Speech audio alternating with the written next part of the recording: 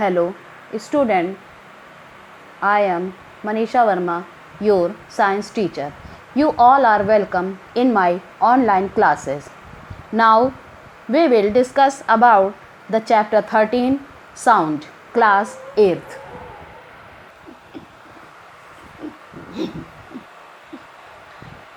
आप ये कैसे जानते हैं कि आपके स्कूल में किसी भी सब्जेक्ट का पीरियड ख़त्म हो गया है?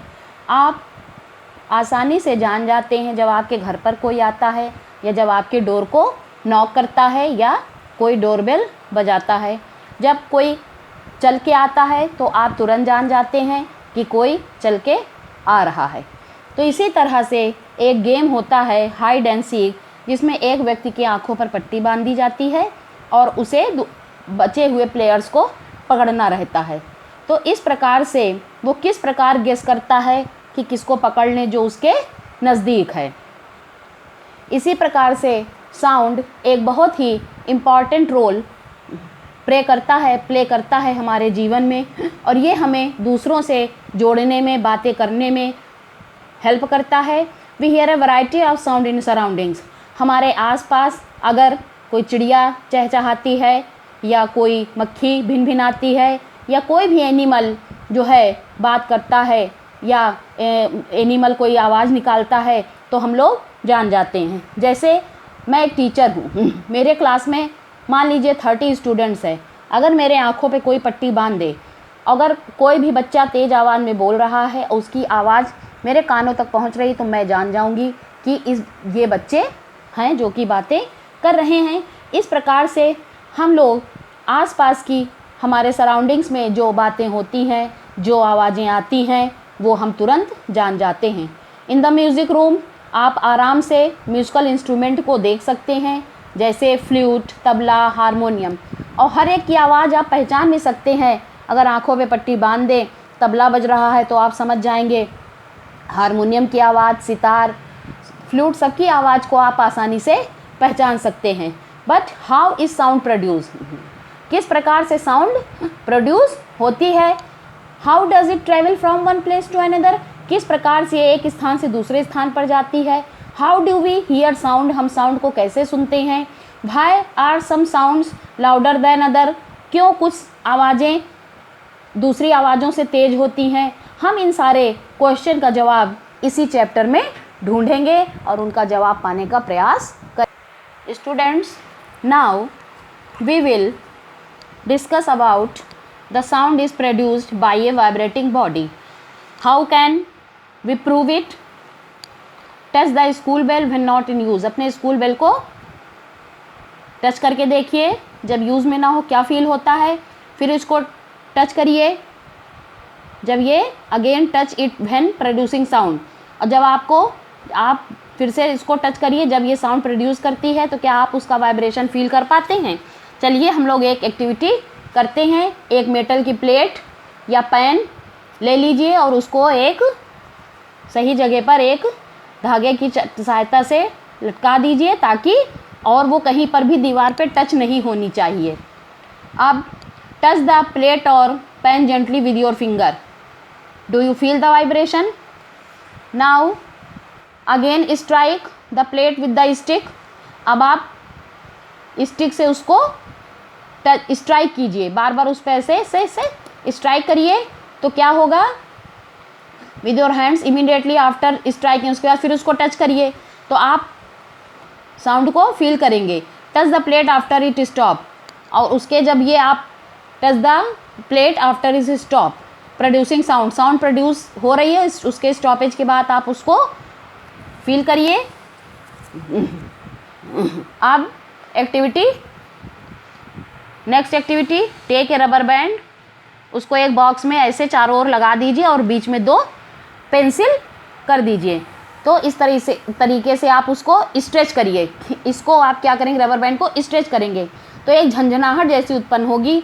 इसका मतलब ये है कि साउंड उसमें से प्रोड्यूस हो रही है। अब आपने क्लास 7 में देखा होगा, आगे पीछे जो मूवमेंट होते हैं, टू एंड फ्रो और बैक एंड फोर्थ, आगे पीछे जो ऐसे बराबर से जल्दी मूवमेंट होते हैं, उसको वाइब्रेशन कहते हैं। ये जो रबर बैंड है ये भी ऐसे ऊपर नीचे जल्दी जल्दी जो है ये वाइब्रेट करती है। When a tightly stretch band is plugged, जब ये बहुत टाइट बैंड है उसको स्ट्रेच किया जाता है या उसको ऐसे खींचा जाता है या उसको ऐसे ऐसे बार बार बजाया जाता है किसी स्टिक से, तो ये वाइब्रेट होता है और साउंड प्रोड्यूस होती है। व्हेन स्टॉप वाइब्रेटिंग, जब ये वाइब्रेशन इसका बंद हो जाता है तो ये कोई भी साउंड प्रोड्यूस नहीं करती है बच्चों। इसी से हम और एक एक्टिविटी देखते हैं।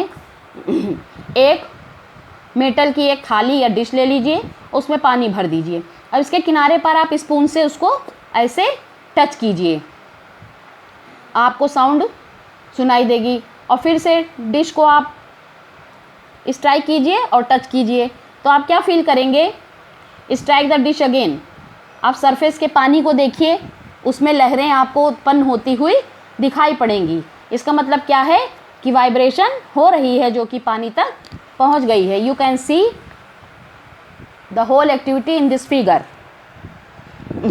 ये थाली है, पानी भरा है, स्ट्राइक किया तो इसकी जो लहरें हैं, साउंड की वाइब्रेशन चम्मच से थाली से होती हुई पानी में पहुंच जाएंगी। इस प्रकार हम देखते हैं कि ए वाइब्रेटिंग ऑब्जेक्ट प्रोड्यूसेस साउंड, एक वाइब्रेट करता हुआ ऑब्जेक्ट साउंड को प्रोड्यूस करता है। कुछ केसेस में वाइब्रेशन आसानी से दिखाई पड़ जाता है, जैसे इसमें पानी की लहरों को हम देख सकते हैं। बहुत सारे केसेस में एम्पलीट्यूड इसका इतना छोटा होता है कि हम उसको देख नहीं पाते हैं, लेकिन फील कर सकते हैं। चलिए यहाँ बता रहे हैं कि एक हॉलो कोकोनट का टुकड़ा ले लीजिए या मिट्टी का बर्तन भी ले सकते हैं, उसकी सहायता से आप इसमें एक तारा भी बना सकते हैं। अब आप एक लिस्ट बनाइए, उसमें अपने जान पहचान के जितने भी म्यूज़िकल इंस्ट्रूमेंट हैं उनको लिखिए और उनके वाइब्रेटिंग पार्ट को भी लिखिए।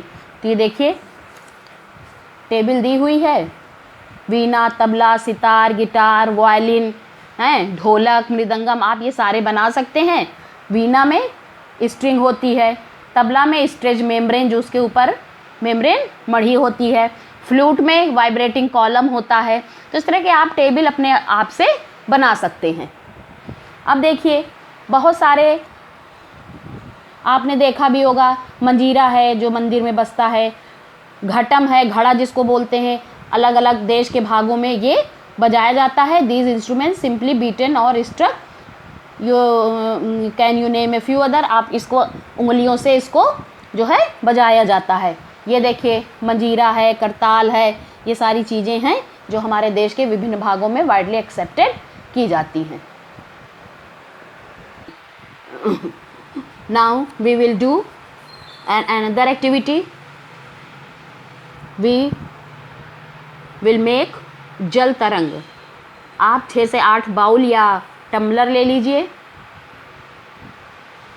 Shown as in figure. उसको पानी से अलग अलग लेवल में भर दीजिए, किसी में आधा भरिए, किसी में 1/4, किसी में 3/4, इस तरीके से भर दीजिए। इसके बाद उसको आप एक पेंसिल ले लीजिए या कोई जो है लकड़ी की डंडी ले लीजिए, उसको लगातार ऐसे घुमाते हुए बजाइए, इस तरह से बराबर से, ऐसे एकदम से, धीरे धीरे नहीं, एकदम से बजाइए, ऐसे ऐसे करिए। तो इसमें आपको बहुत ही सुंदर सी प्लीजेंट साउंड आपको सुनाई पड़ेगी। तो ये आपका जल तरंग हो गया। अब देखिए जब आप when we plug the string of an instrument, जब हम सितार या गिटार की स्ट्रिंग जो तार बंधी होती है उसको जब बजाते हैं, साउंड जब उसमें से जो साउंड निकलती है वो सिर्फ स्ट्रिंग की नहीं होती है, पूरा इंस्ट्रूमेंट जो है प्रयास करता है, फोर्स करता है वाइब्रेट करने के लिए। And it is the sound of the vibration of the instrument that we hear, जो कि हमको सुनाई पड़ती है। और इसी तरह से जब हम मृदंगम बजाते हैं तो सिर्फ साउंड उस पर जो स्ट्रेच्ड मेम्ब्रेन होती है उसकी नहीं आती है, बल्कि पूरे होल इंस्ट्रूमेंट की होती है आवाज़, जो कि हमको सुनाई देती है। बच्चों इस प्रकार से जब हम बोलते हैं तो हमारी बॉडी का क्या कोई पार्ट वाइब्रेट करता है? Yes, of course it vibrates, but how? I want to tell you very clearly, you have to understand. Speak loudly for a while और सिंग ए सॉन्ग और बज लाइक ए बी। आप अपने गले में जब आप बहुत तेज़ चिल्लाइए या इस तरह की आवाज़ करिए तो आपके गले में एक झंझनाहट जैसी, आप हाथ रख के देखिए, आपको वाइब्रेशन महसूस होगा, गले में झंझनाहट सी महसूस होगी। तो होता क्या है बच्चों कि ह्यूमन में sound is produce by the voice box और द लायरिंग्स। गले में वॉइस बॉक्स होता है जिससे कि वॉइस निकलती है, जिसे लायरिंग्स भी कहते हैं। जब आप अपने थ्रोट में उंगली रखेंगे तो आपको एक हार्ड सा उभरा हुआ हिस्सा, जिसे हम बम्प कहते हैं, वो मूव करता हुआ दिखाई देगा जब आप कोई भी चीज़ निगलते हैं, यानी कि स्वेलो करते हैं।